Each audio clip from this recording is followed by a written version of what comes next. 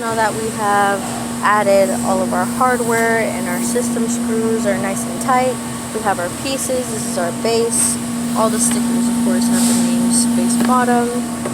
We have our stretchers. Stretchers also do have to be filed down, as well as the sides. We're going to go ahead and dry fit it just to make sure that this flushes with this. Want to make sure that your sticker is out all the time. This is our top nailer. These holes do have to be on top because they're going to nail into this stretcher right here. There we go. We have our bottom nailer. Sticker might be upside down, but the nails do have to go down, so make sure your holes are going that way. That way they nail right into this back right here. This is what we were talking about dry fitting it. We want it to feel flushed, nice and flushed. If it's not flushed, we have a chance to fix that by hammering it down with a rubber mallet. After this is all glued, this is going to flip over, just lay on top of there, and then we're going to put it in the clamp.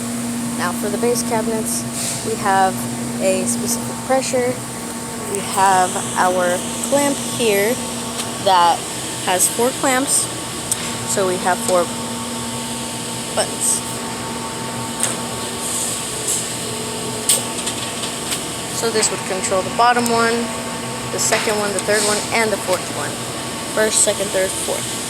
We have instructions here about how much pressure to put on the base cabinets, uppers, and drawers. In certain cases, we have drawers over here.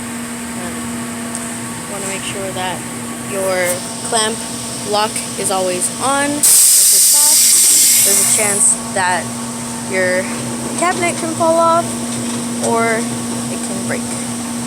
So you want to make sure, depending on the size of the cabinet, of course, that it's as close as possible and that it locks.